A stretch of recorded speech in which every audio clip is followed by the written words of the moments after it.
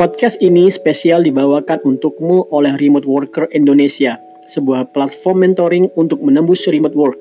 Kerja dari rumah, gaji dalam dolar. Cek website kami di remoteworker.id. See you there.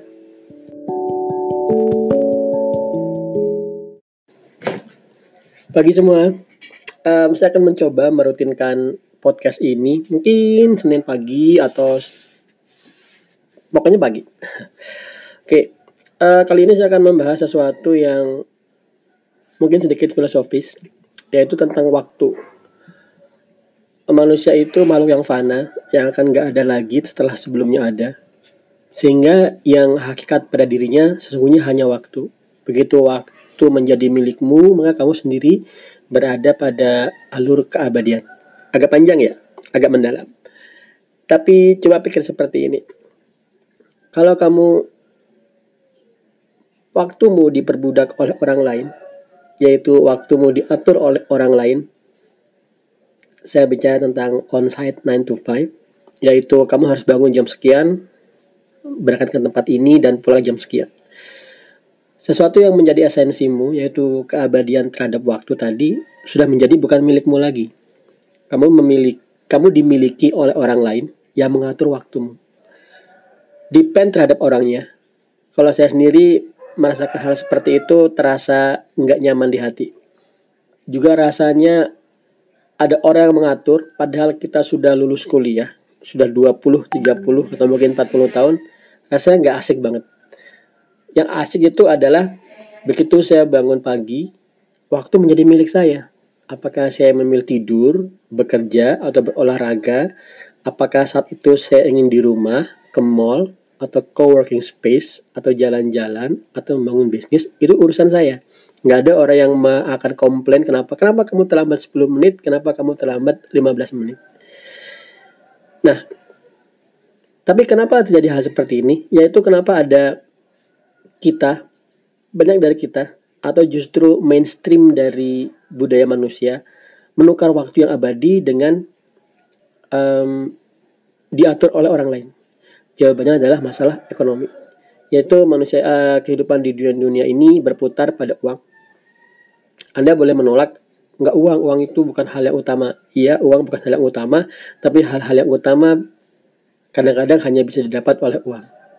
Contoh, kalau Anda sudah berpikir meyakini bahwasanya uang itu adalah waktu adalah hal yang abadi, maka seharusnya Anda akan menolak apapun yang mengambil hakikat keabadian itu. Tapi karena masalah ekonomi, begitu Anda lulus kuliah, harus mandiri, dan Anda harus mulai berpikir masalah kehidupan mandiri, maka Anda harus berpikir bagaimana caranya saya bisa menghasilkan uang untuk memenuhi kebutuhan pribadi dahulu, untuk kemudian kebutuhan keluarga. Ya, secara mainstream Anda akan langsung melakukan lamaran ke sekolah, ke kantor dan mengabdikan diri sebagai corporate slave, budak korporat. Yaitu ada diatur untuk menjalani kehidupan. Nah, kalau kita ambil uang, gaji, dengan gaji 10 juta, full time, minimal 160 jam per bulan, maka Anda hanya diberi gaji sekitar 62.500 per jam rupiah. 62.500 rupiah per jam itu setara dengan sekitar, kalau kita pakai kurs dolar 13.500, setara dengan $4. Nah, oke. Kemudian kalau Anda berpikir, terus apa masalahnya dengan $4? Oke. Ini yang saya sebut dengan paradoks remote work. Paradoks remote work itu adalah kerja dengan waktu yang lebih sedikit untuk hasil yang lebih besar di tempat yang lebih menyenangkan. Rasanya nggak mungkin ya. Rasanya kok kayak iklan MLM. Tapi memang seperti itu. Karena rate minimal untuk remote work, untuk programmer dan desainer tester pun sekalipun itu ada di angka $15 per jam. Jadi kita bandingkan dengan $4 per jam tadi setara dengan 6 kalinya.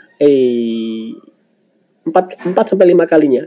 Jadi bayangkan, kamu bekerja 1 jam di kantor, padahal di kantor itu kamu tempuh dengan menembus trafik yang panjang, padat. Sejam kamu kerja di kantor, itu cuman 1/5 orang yang kerja di rumah. Oke, bayangkan kamu kerja sudah hampir seharian nih, dari jam 7 sampai jam 7 sampai jam 12 ya. Sudah hampir sore dan pokoknya. Kalau kamu berangkat jam 9 berarti ya sekitar 5 jam kemudian, sekitar jam 2 atau jam 3 kamu sudah harus pulang. Itu setara dengan orang yang di rumah kerja hanya sejam, padahal dia kerjanya pun baru bangun dari tidur, gosok gigi, sholat, ada waktu sebelum mengantar anak sekolah, kerja sebentar 30 menit, kemudian mengantar anak sekolah, balik dari mengantar anak sekolah mungkin mampir dulu ke cari sarapan sama istri, kemudian buka komputer lagi, kerja 30 menit, selesai. Setara dengan kamu yang berjibaku pakai MRT atau LRT atau bis dari Bogor ke Jakarta Selatan untuk absen dahulu, duduk di komputermu yang ada di kantor dan mulai kerja 5 jam. Setara dengan orang yang tadi di rumah sarungan kerja 1 jam. Itu yang saya sebut dengan paradoks. Paradoks waktu di remote work adalah kerja yang singkat, hasil yang lebih banyak di tempat yang lebih menyenangkan. Oke, pendek saja. Jadikan bahan pemikiran, jadikan motivasi, dan jadikan food of thought, asupan pemikiran. Ingat, manusia tidak berubah dalam waktu yang singkat, namun manusia berubah dengan kata-kata yang tercerna dalam pikiran. Kemudian pada akhirnya pikiran itu membuat kesadaran. Setelah Anda sadar, enlightenment, maka Anda baru melakukan suatu aksi. Oke, selamat bertempuh kerja, beraktivitas, dan semoga bermanfaat.